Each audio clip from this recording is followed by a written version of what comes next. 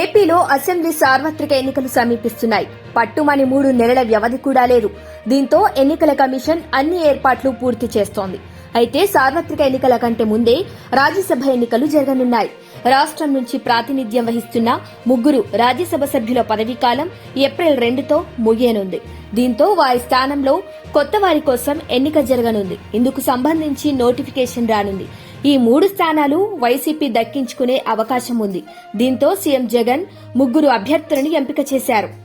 YCP నుంచి Vemireddy Prabhakar Reddy, TDP నుంచి Kanakamedala Ravindra Kumar, BJP నుంచి సీఎం రమేష్ సిట్టింగ్ రాజ్యసభ సభ్యులుగా ఉన్నారు. ఈ 3 పదవి విరమణ చేయనున్నారు. వీరి స్థానంలో మరో 3 ఎంపీలను ఎమ్మెల్యేలుగా ఎన్నుకోవాల్సి ఉంటుంది. సంఖ్యాబలంగా ఈ 3 స్థానాలు వైసీపీ గెలుచుకోవటం ఖాయం. కానీ రాష్ట్రంలో ప్రస్తుతం వైసీపీ ఇన్ఛార్జీల మార్పు నేపథ్యంలో ఎమ్మెల్సీ ఎన్నికల ఫలితాలు రిపీట్ అవుతాయని ప్రచారం జరుగుతోంది. అందుకే సీఎం జగన్ అన్ని రకాల జాగ్రత్తలు తీసుకుంటున్నారు. బలమైన సామాజిక నేపథ్యంలో ఉన్న నేతలను బరిలో దించుతున్నారు. వైసీపీ రాజ్యసభ సభ్యుల ఎంపిక దాదాపు పూర్తయినట్లు సమాచారం.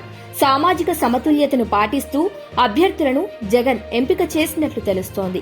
వైసీపీ సీనియర్ నేతలు వైవి సుబ్బారెడ్డి, గొల్ల బాబురావు, జంగాలపల్లి శ్రీనివాసులను ఎంపిక చేసినట్లు సమాచారం. వీరిలో వైవి సుబ్బారెడ్డి ఓసీ కాగా గొల్ల బాబురావు ఎస్సీ, జంగాలపల్లి శ్రీనివాసులు బలిజ సామాజిక వర్గానికి చెందినవారు. సార్వత్రిక ఎన్నికల ముంగిట సామాజిక సాధికారతకు పెద్దపీట వేస్తూ జగన్ ఈ నిర్ణయం తీసుకుంటున్నట్లు తెలుస్తోంది. కానీ దీనిపై వైసీపీ హైకమాండ్ నుంచి ప్రకటన రావాల్సి ఉంది.